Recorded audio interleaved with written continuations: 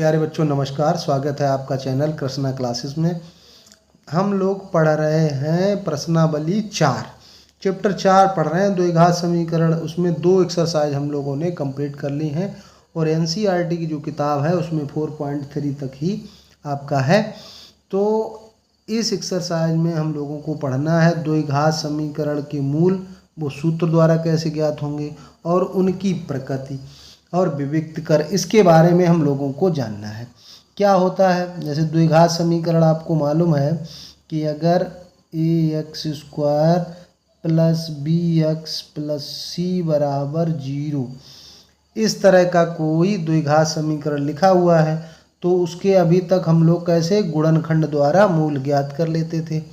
लेकिन कभी कभी आपको ऐसा भी समीकरण मिलेगा जिसके गुणनखंड आप नहीं कर पाएंगे या कर भी पाएंगे तो परीक्षा में आएगा कि द्विघाती सूत्र द्वारा इसके मूल ज्ञात कीजिए। तो वो सूत्र आपको पता होना चाहिए। x² का गुणांक जो है वो a, x का गुणांक जो है वो b और अचर पद जो है वो c। तो इसमें द्विघाती सूत्र में आपको ये सूत्र याद करना है, जो x का गुणांक है उसे माइनस में लिखना है, plus minus √b² minus 4ac upon 2a। ये द्विघाती सूत्र है जिससे आप द्विघात समीकरण के मूल ज्ञात कर सकते हैं। एक प्लस वाला, एक नीचे माइनस भी लगा है, तो 2 मान x के इससे प्राप्त हो जाएंगे। तो यही कहलाता है आपका द्विघाती सूत्र। क्या कहलाता है? ये द्विघाती सूत्र कहलाता है। उमर खय्याम एक गणितज्ञ थे, उन्होंने भी इस तरह के समीकरण को श्रीधराचार्य ने हल किया और उमर खय्याम ने भी हल किया, लेकिन सूत्र आखिरी में यही निकला जाके। तो अब इसको द्विघाती सूत्र के नाम से जानते हैं। यहाँ पे जो ये बात लिखी हुई है इस पे मूलों की प्रकृति डिपेंड करती है, तो इसको हम कहते हैं विविक्त कर। d बराबर d से प्रदर्शित करते हैं और कहते क्या है, इसको विविक्त कर कहते हैं। तो विविक्त कर क्या हुआ जाके आपका b² माइनस 4ac, ये होता है विविक्त कर। परीक्षा में डायरेक्ट सवाल आपसे पूछा जाता है कि इस समीकरण का विविक्त कर ज्ञात कीजिए। तो क्या ज्ञात करना है आपको, b² माइनस 4ac। अब इसमें जो है क्या होगा कि b² माइनस 4ac या d, जब इसको सॉल्व करेंगे आप तो हो सकता है धन की संख्या आपको प्राप्त हो, यानी कि b² का मान बड़ा हो, 4ac का गुणा छोटा हो।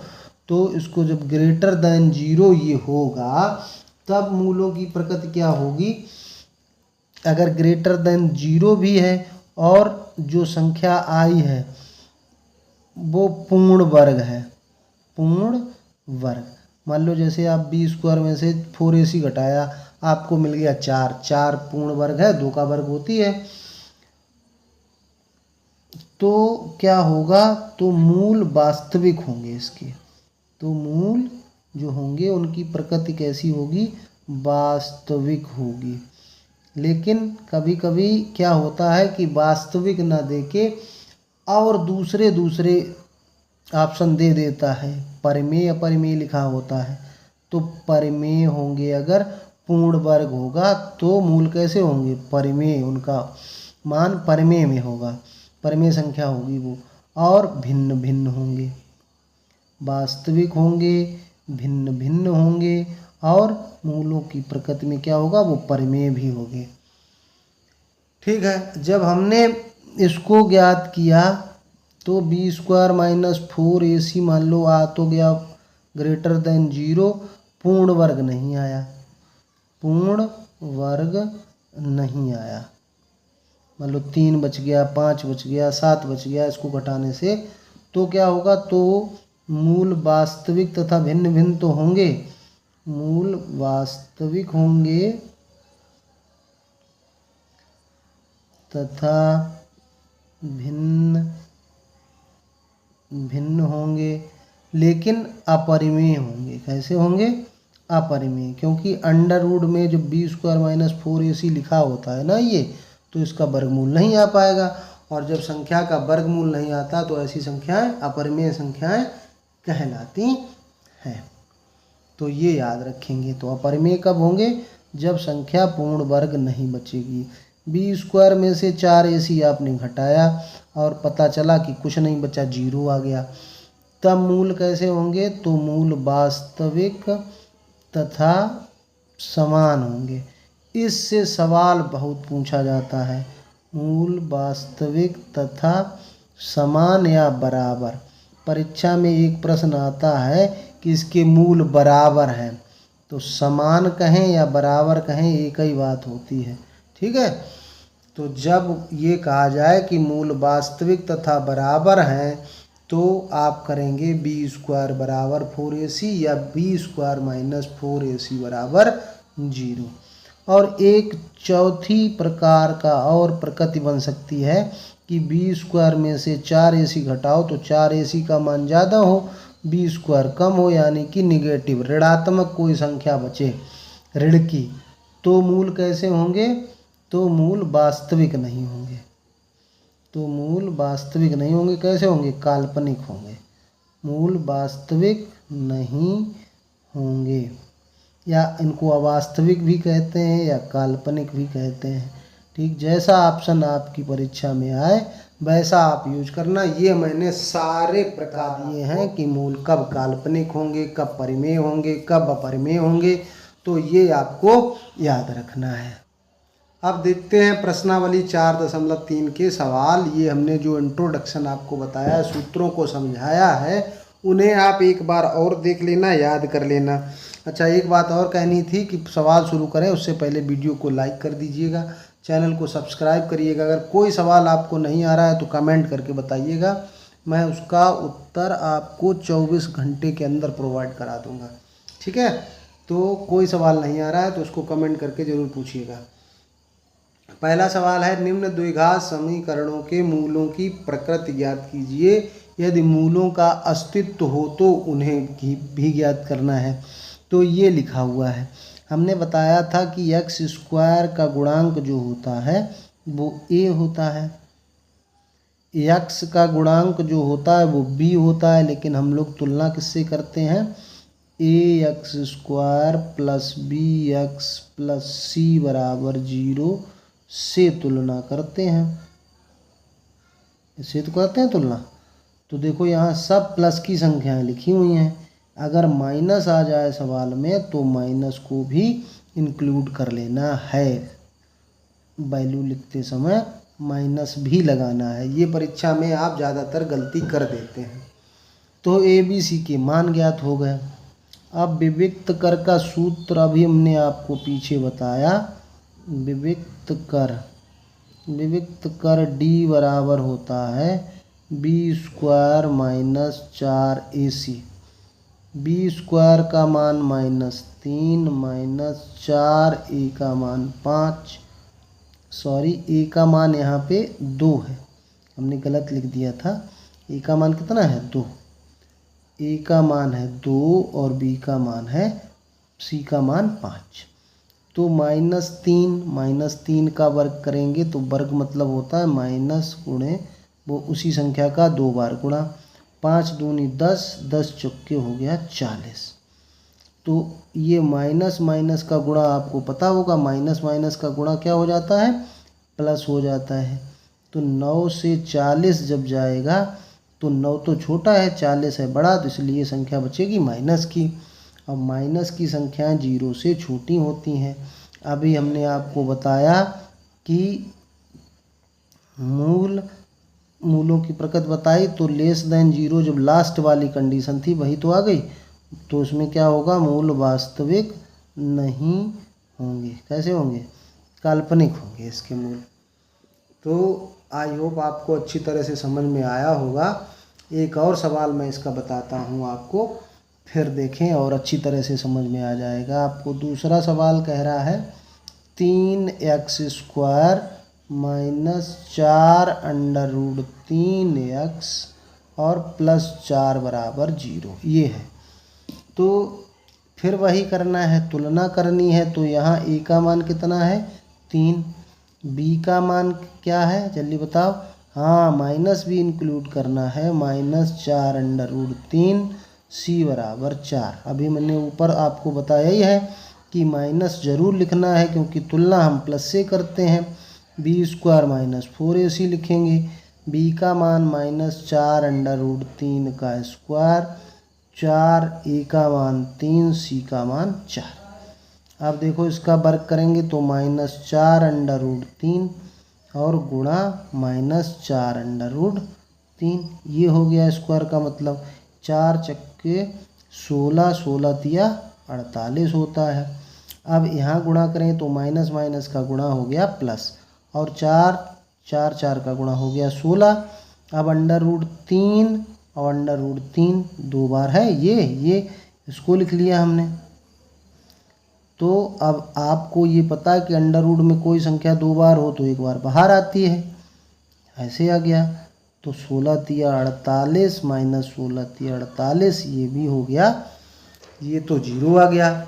तो अब इसका मतलब क्या हुआ, अगर b² -4ac 0 है तो मूल कैसे होंगे, वास्तविक होंगे। लेकिन कैसे हो जाएंगे, समान, वास्तविक तथा समान हो जाएंगे। अब वास्तविक तथा बराबर हैं तो उनको ज्ञात भी करना है। अब मूलों को ज्ञात कैसे करेंगे, अभी हमने द्विघाती सूत्र आपको बताया, या गुणनखंड द्वारा ज्ञात करेंगे। तो पहले अब मूलों को ज्ञात करने के लिए क्या करेंगे, पहले सवाल को लिख लेते हैं। 4√3x + 4 = 0। तो इसमें क्या करना है, 4 तिया 12, 12 के गुणनखंड करने हैं और 4√3 आए। तो देखिए कितना हो जाएगा, इसमें साफ दिख रहा है कि 4 तिया 12, तो 4 और 12 आना, 4 × 3 करना चाहिए। तो 2√3 और एक साथ में लगा है तो, और जोड़ना पड़ेगा तब 4√3 होगा। तो -2√3x + 4, ये हमने कैसे लिख दिया इसको, क्योंकि हमने दिमाग लगाया कि 2 का गुणा 4 हो जाएगा, √3 का गुणा 3 हो जाएगा, और 4 तिया 12 होता है। और ऊपर दोनों को अगर जोड़ देंगे तो माइनस के 4√3 भी आ जाएंगे। तो इस तरह से फैक्टर तो करने आपको आते ही हैं। यहाँ क्या कॉमन है, अब आपको पता है कि √3 गुणे √3 = 3 होता है। तो यहाँ √3 आप कॉमन ले लीजिए और x कॉमन ले लीजिए। तो 3 से जब इसमें जैसे √3 का भाग देंगे तो ये कैंसिल हो जाएगा, तो क्या बचेगा, √3x और माइनस का क्या बचा 2। यहाँ क्या कॉमन है, 2 सिर्फ कॉमन है। तो √3x माइनस का प्लस में गुणा होगा तो माइनस हो जाएगा, 2 का भाग 4 में देंगे -2 हो जाएगा। √3x - 2, और ये भी देखो वही आया, √3x - 2। क्यों, ये वही क्यों आया, क्योंकि मूल बराबर ही तो आने हैं, जबकि इसका विविक्त कर 0 हो गया था। तो √3x - 2 = 0। तो √3 और x बराबर, ये माइनस का 2 उधर गया, और ये वाला गुणे वाली संख्या कहाँ जाएगी, बटे में।